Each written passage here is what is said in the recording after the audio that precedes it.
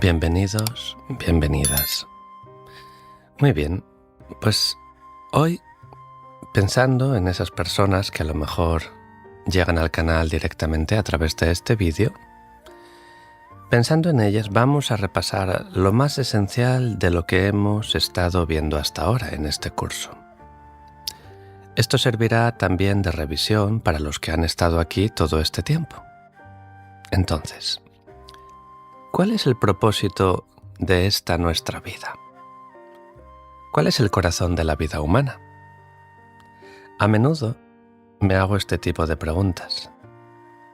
Creo que podemos decir que el propósito de nuestra vida es ser felices. Si las personas practican una religión o un camino espiritual de un tipo u otro, es para poder ser felices, ¿verdad? No hay otra razón. Los practicantes budistas, por ejemplo, se esfuerzan para alcanzar la budeidad con el propósito de encontrar felicidad y dicha. Pero no lo hacen solamente por su propio bien, porque en realidad su aspiración es alcanzar el nivel de la budeidad para que los innumerables seres sensibles puedan gozar de la felicidad y la dicha últimas. Este es el objetivo por el que se esfuerzan. Lograr la felicidad es, de hecho, un derecho fundamental que tenemos todos nosotros y es también una aspiración perfectamente razonable. Si examinamos esta felicidad por la que nos esforzamos tanto y este sufrimiento que queremos evitar, vemos que los hay de varios tipos. Pensamos en los países en vías de desarrollo, donde las personas tienen todo tipo de dificultades debido a la pobreza, a la falta de escolarización, las enfermedades y el hambre. Además de la falta de alimentos, de agua y de ropas, también tienen que aguantar las dificultades que les depara el entorno. Este es un tipo de sufrimiento. Por otro lado, en los países más económicamente avanzados, hay una mayor abundancia material, mejores sistemas educativos y se cuida más el medio ambiente. Pero aún así las personas se sienten desdichadas, debido a otro tipo de sufrimiento. Entonces, creo que podemos identificar una tendencia aquí, que en los países con mayores dificultades económicas, las formas más comunes de sufrimiento tienen que ver con los 5 sentidos y con el ámbito del cuerpo. En los países más ricos, los problemas y la infelicidad tienen más que ver con la forma en que percibimos las cosas y con el ámbito de la mente. Si comparamos estos dos tipos de felicidad y sufrimiento, uno que depende más del cuerpo y otro de la mente, podemos ver que la mente tiene una capacidad evidentemente mayor para afectarnos. Si vives en un lugar del mundo con mayor abundancia, puede que estés rodeado de todas las comodidades y conveniencias, y aún así tu mente puede seguir siendo infeliz. Por esto, es razonable decir que solo tu mente puede realmente resolver tus problemas. No es gastándote el dinero como vas a poder eliminarlos, por mucho que lo intentes. Las pastillas, los calmantes o incluso los programas de ejercicio físico, tampoco van a funcionar. Por supuesto que estrategias como estas te pueden aportar un alivio momentáneo, una breve pausa de los pensamientos intensos y turbulentos que te atormentan, pero el problema fundamental sigue existiendo, va a seguir existiendo. Si no sabes cómo afrontar tus dificultades y tratarlas directamente, usando tu inteligencia, por mucho que encuentres métodos con los que parar de pensar en ellas o evitarlas por un tiempo, esto no te llevará a una verdadera solución. Entonces debemos usar nuestra mente, nuestra inteligencia. Los problemas que pertenecen al ámbito de la mente debemos examinarlos a fondo, descubrir sus causas, sus condiciones y sus efectos, y comprenderlos de forma más completa. Es esencial que nos enfrentemos a ellos de esta manera en vez de simplemente ignorarlos. Y si así lo hacemos, podremos encontrar una paz mental y un bienestar estables que ya no se pueden perturbar con tanta facilidad. ¿Os dais cuenta? Bien. A menudo digo que una de las cosas que me parecen más útiles para esto es la visión budista de la interdependencia. No deberíamos entenderla simplemente como una práctica budista. De hecho, es una forma con la que todos nosotros podemos ver y comprender las cosas. Si nos tomamos un tiempo para pensar sobre la interdependencia, veremos que, en efecto, nos puede ayudar mucho en nuestra vida. La interdependencia explica cómo todo está afectado por causas y condiciones. De todos los cambios que ocurren, ninguno de ellos es el resultado de una sola causa o condición. Por el contrario, hay incontables causas y condiciones que se tienen que reunir para que ocurra una cosa en particular. Y estas causas y condiciones, a su vez, requieren sus propias causas y condiciones, y así sucesivamente. La interdependencia, por tanto, implica que hay toda una serie de causas y condiciones que se combinan a fin de formar nuevas causas y condiciones. Y además, nuestra propia forma de pensar es un factor más entre estas causas y condiciones. Cuando algo ocurre que nos ayuda o nos daña de alguna manera y experimentamos placer o dolor, no es el resultado de una sola causa o condición, sino que es debido a una red compleja de muchas causas y condiciones relacionadas entre sí. Cuando acertamos a ver esto, naturalmente nos aporta una perspectiva mucho más amplia sobre las cosas. Cuando de forma ordinaria reaccionamos con apego o aversión y nos alteramos, es porque tenemos tendencia a atribuir nuestra felicidad o nuestro sufrimiento a una sola causa. Cuando sucede algo que no queremos, lo atribuimos a un solo factor y le damos toda la culpa. Cuando sucede algo agradable, también solemos atribuirlo a una sola causa. Pero de hecho, ni las cosas agradables ni las desagradables son resultado de una sola causa o condición. Todas son resultado de innumerables causas y condiciones que se juntan en dependencia las unas de las otras. Si somos capaces de reconocer esta realidad, nos va a ayudar mucho. Cuando ya no hay un objeto específico al que echarle la culpa, como fuente de nuestro apego o nuestra rabia, entonces esto disminuirá la fuerza de estas emociones que se intensifican al centrarse sobre un solo objeto. Bien.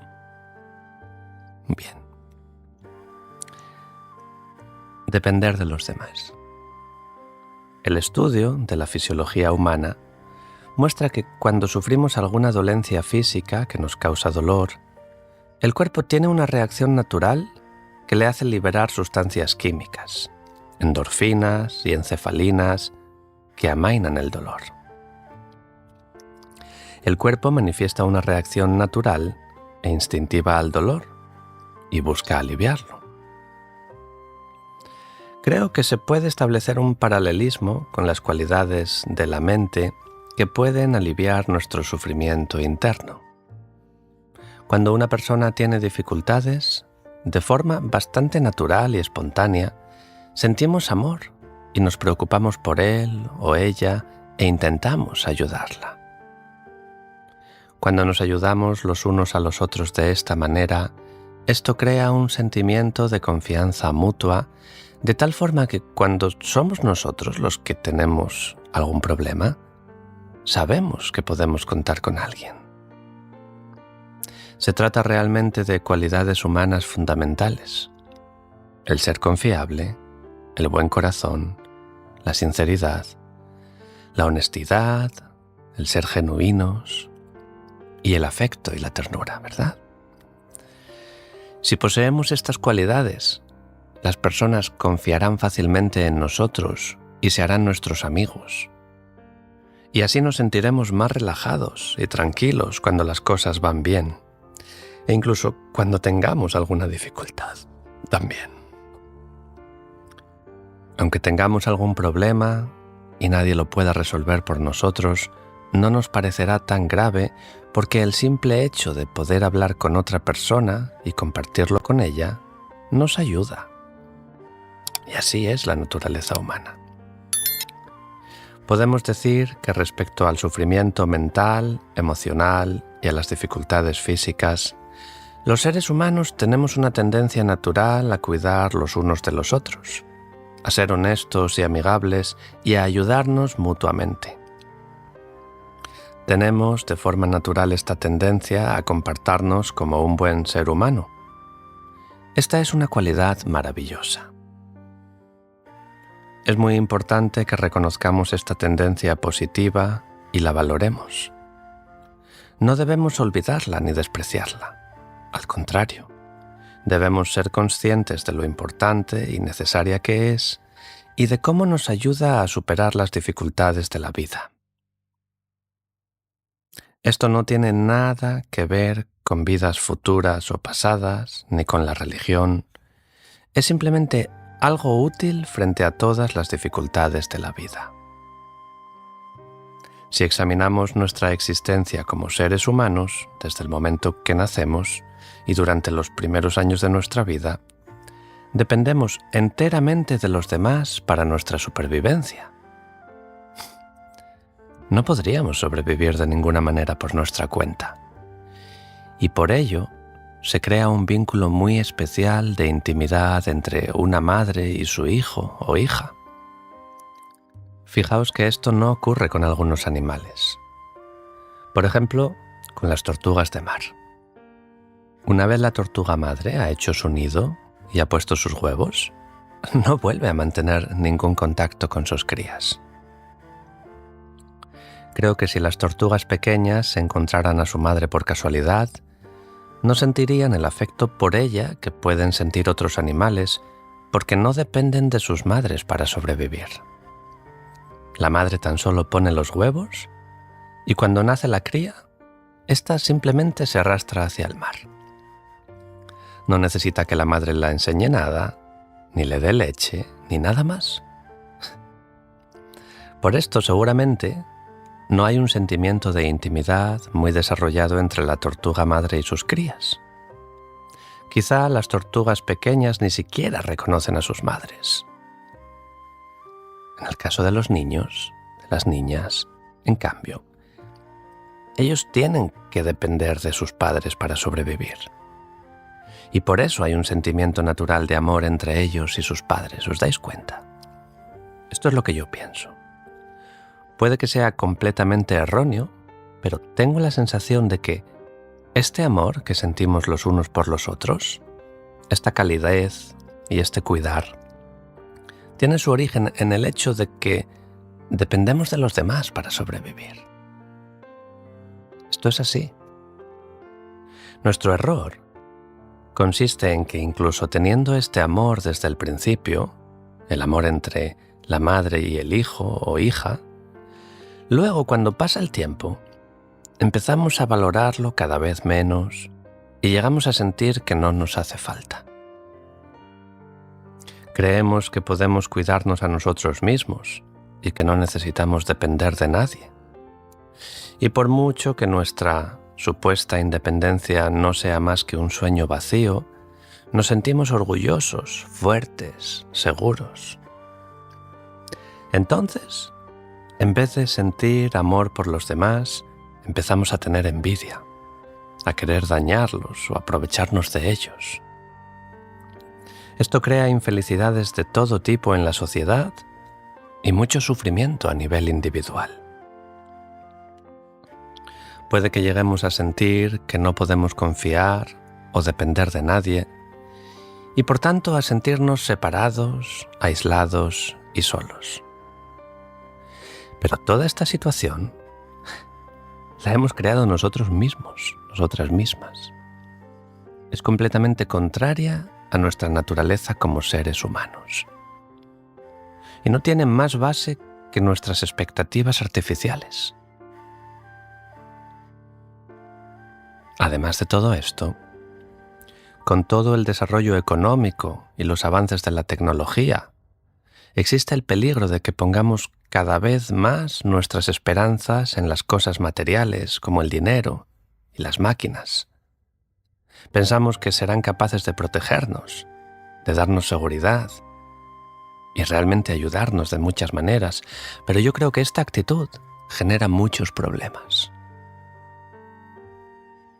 Por eso, aunque la interdependencia sea una visión budista, es algo que podemos utilizar en nuestra vida diaria.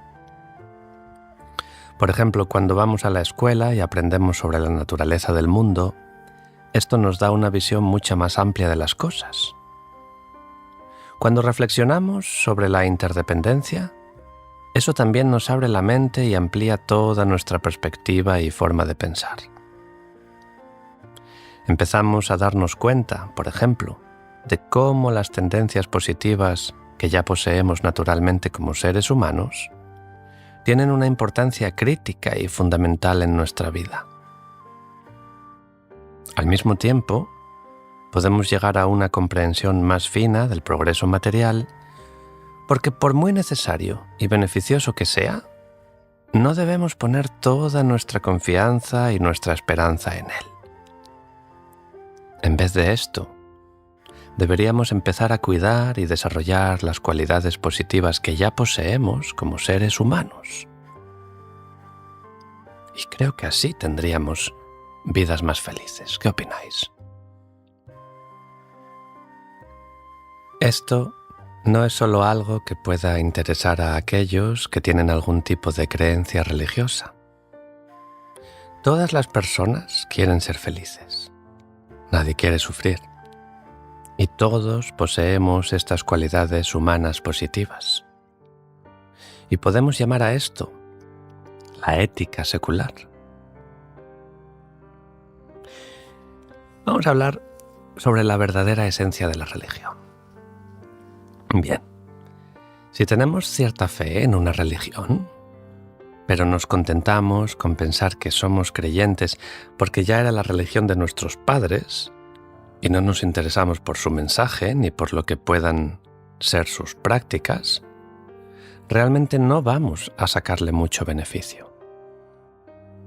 Y si pensamos que una religión solamente consiste en celebrar rituales y recitar oraciones, entonces no habrá una verdadera conexión entre los periodos que consideramos como de práctica y el resto de nuestra vida cotidiana.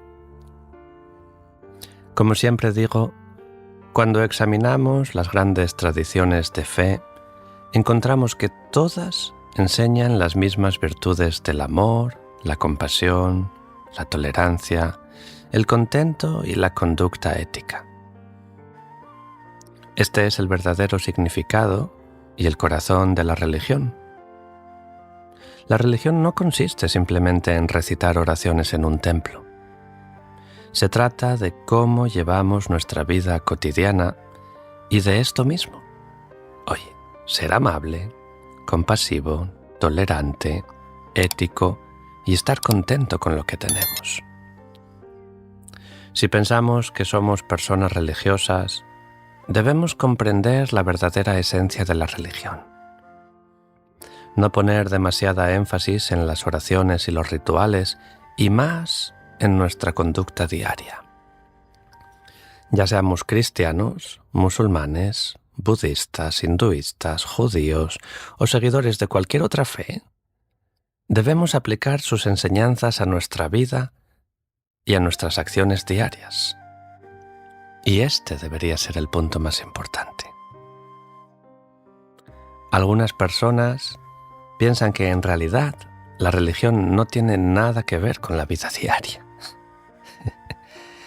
deben tener una visión muy limitada de lo que es la religión. Si pensamos que no es más que los rituales y las oraciones que se realizan en un templo, entonces es verdad que seguramente no tengan mucha relación con la vida de todos los días. Pero ¿cuál es la razón auténtica de todos estos rituales y oraciones? Oye, es hacer crecer nuestro amor, nuestra compasión, tolerancia y demás cualidades.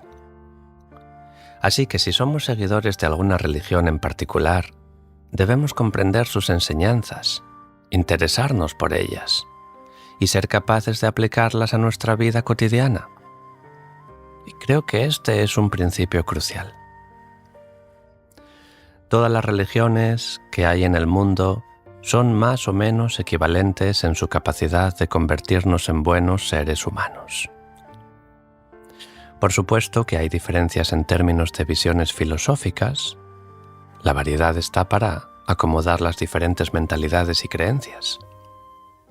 Y puesto que hay una gran variedad de temperamentos e inclinaciones, habrá alguna visión que parecerá más adecuada y racional para una persona y otra visión será más útil y eficaz para otra. No hay ningún problema en esto.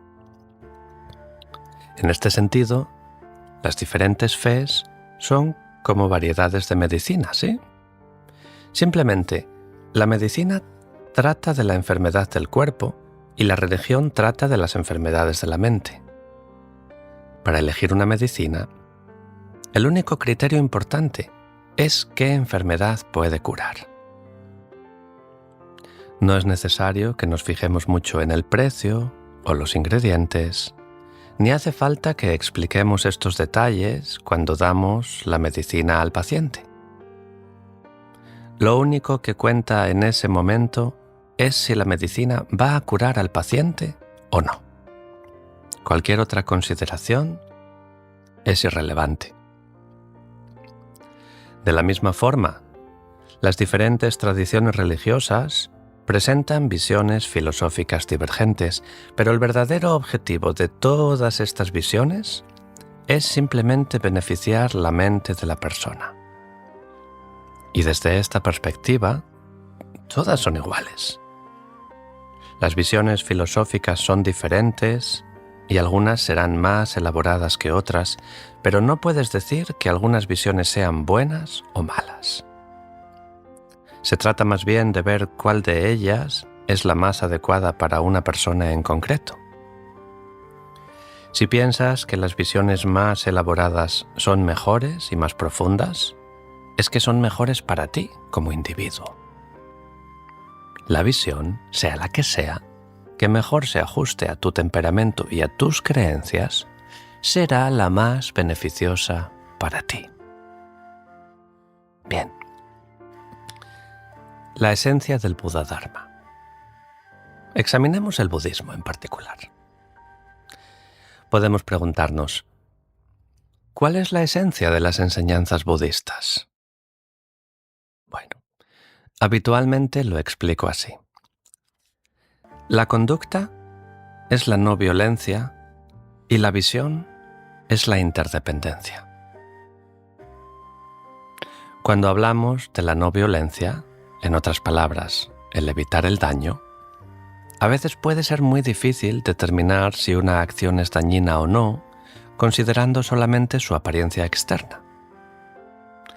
El factor clave es la motivación que hay detrás. Cualquier acción del cuerpo, palabra o mente que esté motivada por el deseo de beneficiar a los demás es por su propia naturaleza no dañina.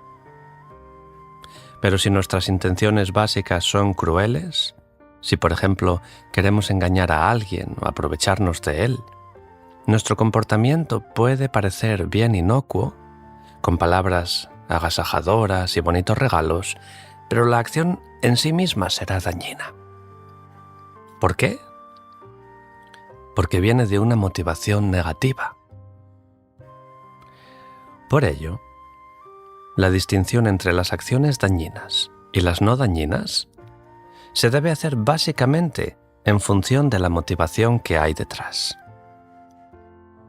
Creo que podemos decir que la conducta de la no violencia se refiere a acciones motivadas por la compasión o el deseo de beneficiar a los demás. Con esta motivación en nuestro corazón, en el mejor de los casos, podremos llegar a ayudar a los demás.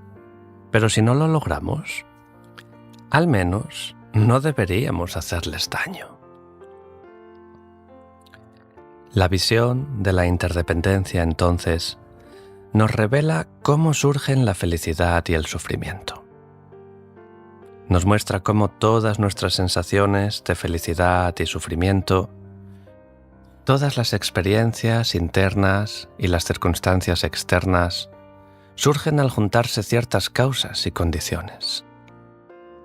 Así, la visión de la interdependencia explica la lógica de la conducta no violenta. ¿Y cómo es esto?, podéis preguntaros. Porque las sensaciones de placer y dolor que experimentamos dependen de ciertas condiciones que están íntimamente relacionadas con nuestra conducta. Si actuamos de forma negativa, experimentaremos sufrimiento. Si actuamos de forma positiva, el resultado será favorable.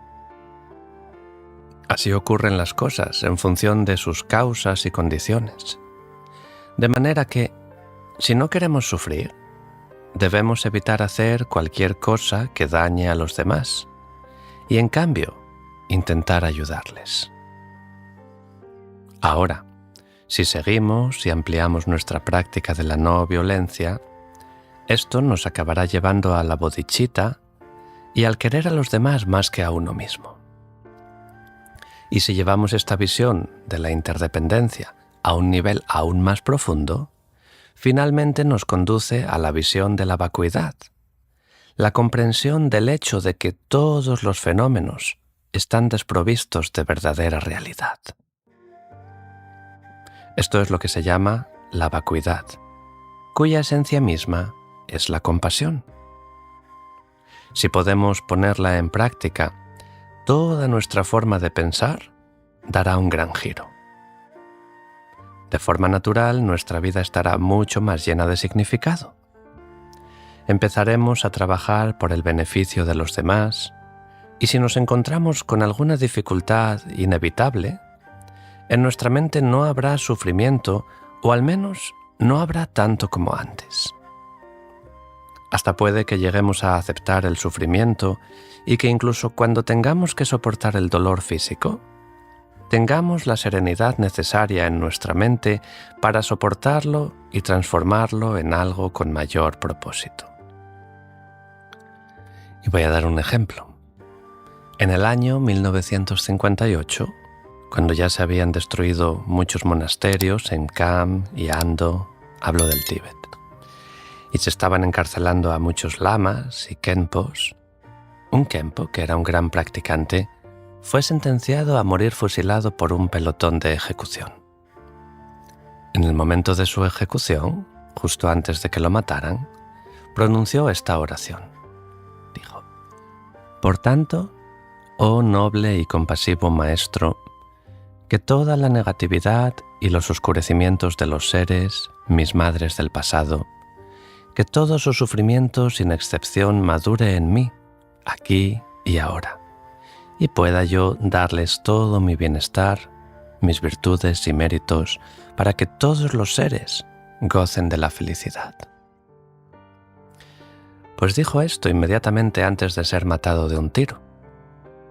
Lo que muestra esta historia es que a base de practicar con medios hábiles y sabiduría, podemos cambiar de forma significativa nuestra manera de pensar y desarrollar un coraje extraordinario.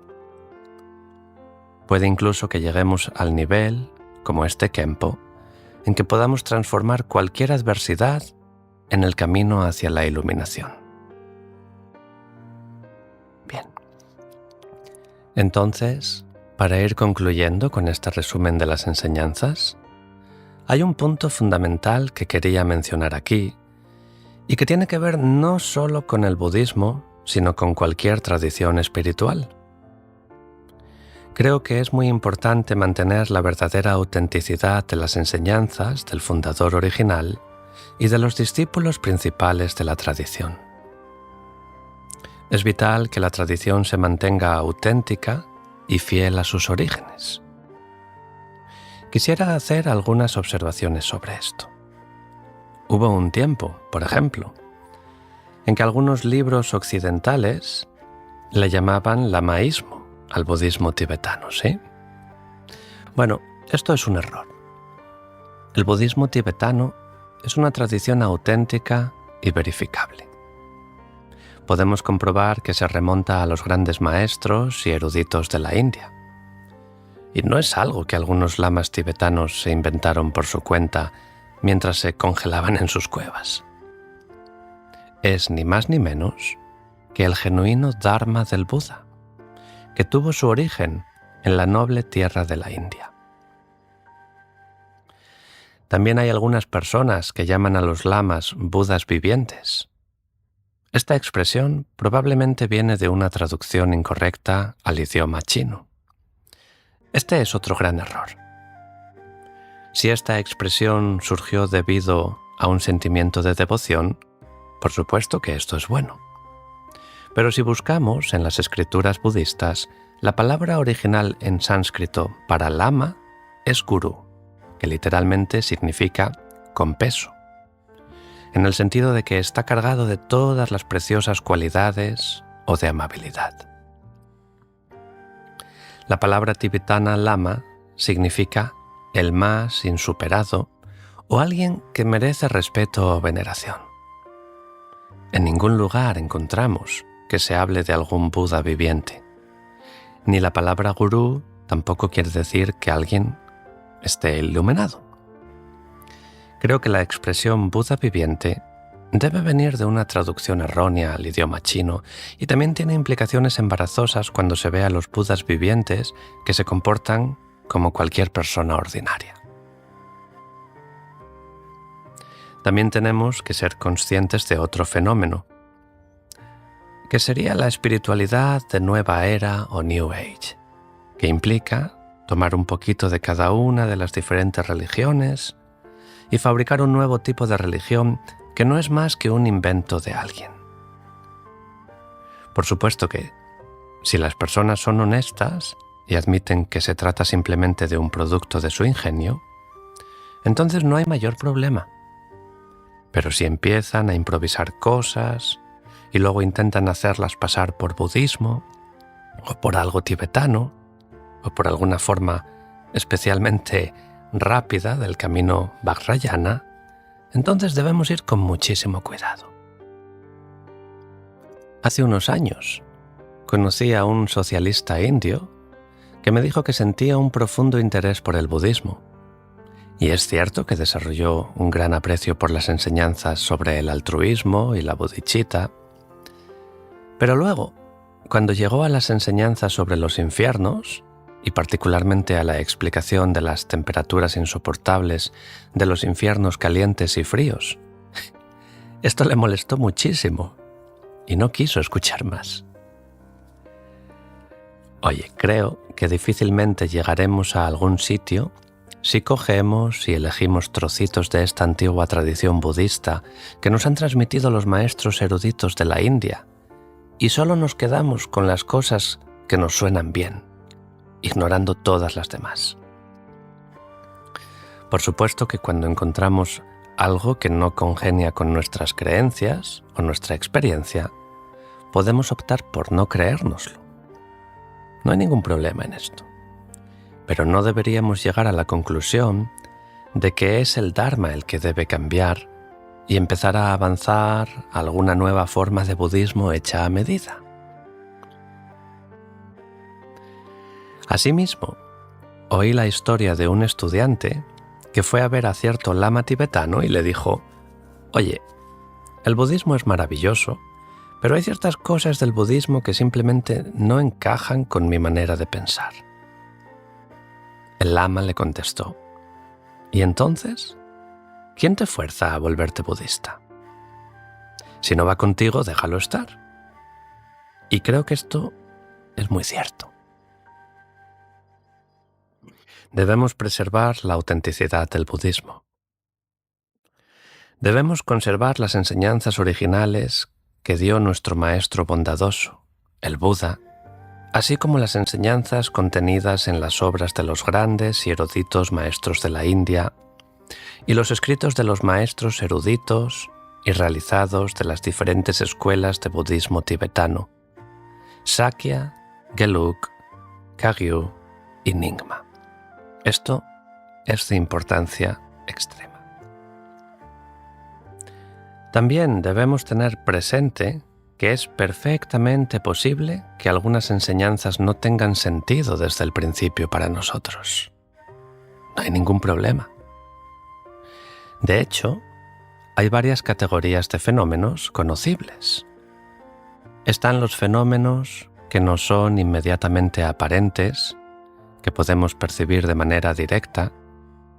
Hay cosas que están parcialmente escondidas. Y finalmente, hay cosas que están extremadamente escondidas.